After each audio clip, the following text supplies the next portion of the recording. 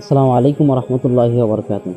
সম্মানিত উপস্থিতি, আমি আপনাদের সামনে একটি কোরআনুল কারীম থেকে একটি আয়াত তেলাওয়াত করব এবং আয়াতটির তর্জমা করব ইনশাআল্লাহ। এই বিষয়বস্তু হচ্ছে আল্লাহ তাআলা আমাদেরকে কেন দুনিয়াতে পাঠিয়েছেন, আল্লাহ পাক রব্বুল আলামিন কেন আমাদেরকে সৃষ্টি করেছেন।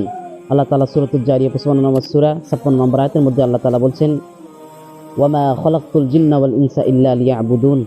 আল্লাহ তাআলা বলছেন যে আমি মানুষ এবং জিন জাতিকে সৃষ্টি করেছি একমাত্র আমি আল্লাহ তাআলার ইবাদত করার জন্য। সম্মানিত উপস্থিতি, এই আয়াত থেকে আমরা এটাই বুঝতে পারি আল্লাহ তাআলা আমাদেরকে সৃষ্টি করেছেন শুধু একটাই মাত্র উদ্দেশ্য। সেই উদ্দেশ্যটা হচ্ছে তার ইবাদত করা, তার দাসত্ব করা। সম্মানিত উপস্থিতি, আসুন আমরা আল্লাহ তাআলার ইবাদত করি, তার গোলামি করি।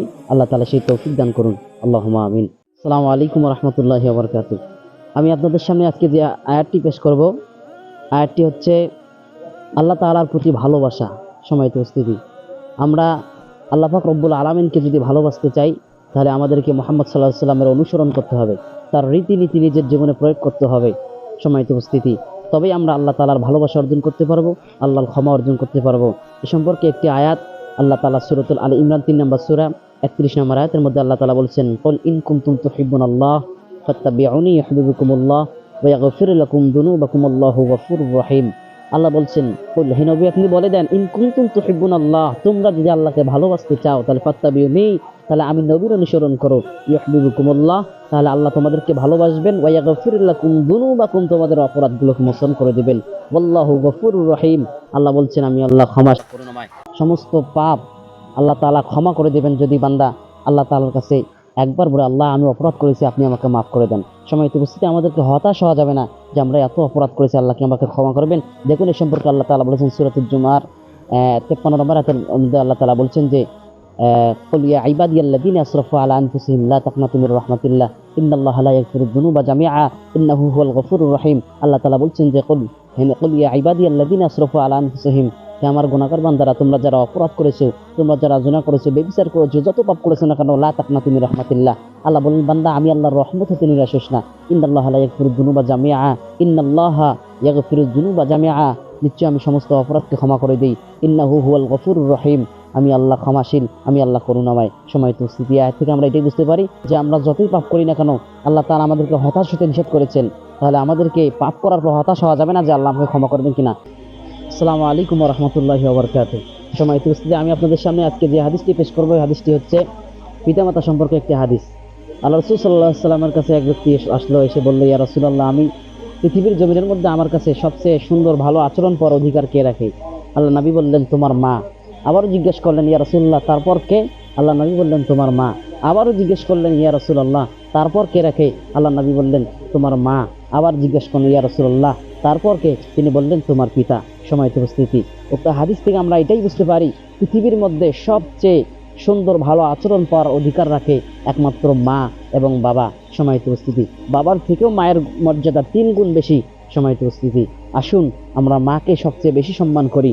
স্ত্রী সন্তান সকলের চাইতে আমাদেরকে মাকে বেশি সম্মান করতে হবে, বাবাকে সম্মান করতে হবে। আল্লাহ তাআলা আমাদেরকে যেন পিতামাতার খেজমত করার তৌফিক দান করুক, আল্লাহুম্মা আমিন। আসসালামু আলাইকুম ওয়া রাহমাতুল্লাহ। সালাত সম্পর্কে রাসূল সাল্লাল্লাহু আলাইহি ওয়াসাল্লাম একটি হাদিস বর্ণনা করেন, আন আবি হুরায়রা রাদিয়াল্লাহু আনহু قال قال رسول الله صلى الله عليه وسلم أول ما يحاسب به العبد يوم القيامة الصلاة فإن صلحت صلح له سائر عمله وإن فسدت فسد سائر عمله। আবু হুরায়রা রাদিয়াল্লাহু থেকে বর্ণিত, তিনি বলেন, আল্লাহ নবী সাল্লাল্লাহু আলাইহি ওয়াসাল্লাম বলেছেন, কিয়ামতের দিন বান্দার সর্বপ্রথম সালাতের হিসাব নেওয়া হবে।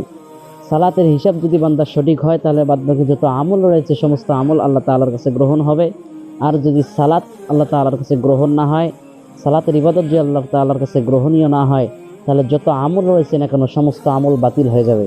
সম্মানিত উপস্থিতি, তো হাদিস থেকে আমরা এটাই বুঝতে পারি যে যদি আমরা 5 ওয়াক্ত সালাত আদায় করি, সালাত যদি আল্লাহ তাআলার কাছে গ্রহণ হয় তাহলে যত আমল রয়েছে সমস্ত আমল গ্রহণ হবে। আর যদি সালাত গ্রহণ না হয় তাহলে সমস্ত আমল বাতিল হবে। অতএব আমাদেরকে 5 ওয়াক্ত সালাত আমাদেরকে সঠিকভাবে রাসূল সাল্লাল্লাহু আলাইহি ওয়াসাল্লামের নিয়ম অনুযায়ী আমাদেরকে আদায় করতে হবে। আল্লাহ সেই তৌফিক দান করুক। আসসালামু আলাইকুম ওয়া রাহমাতুল্লাহ। আসসালামু আলাইকুম ওয়া রাহমাতুল্লাহি ওয়া বারাকাতুহু।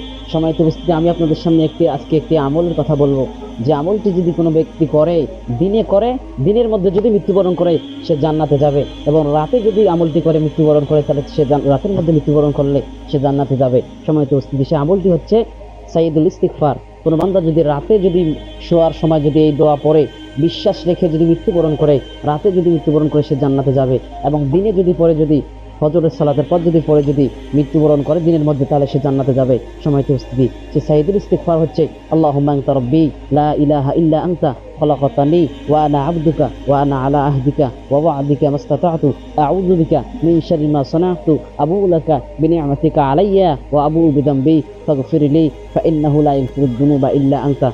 সময়ত উপস্থিতি, আল্লাহ তাআলা যেন আমাদেরকে উক্ত বিষয়টি বুঝে আমল করার তৌফিক দান করুক। আল্লাহ যেন আমাদেরকে সাইদুল ইস্তিগফার সকলকে মুখস্থ করে আমল করার তৌফিক দান করুক। আল্লাহুম্মা আমিন।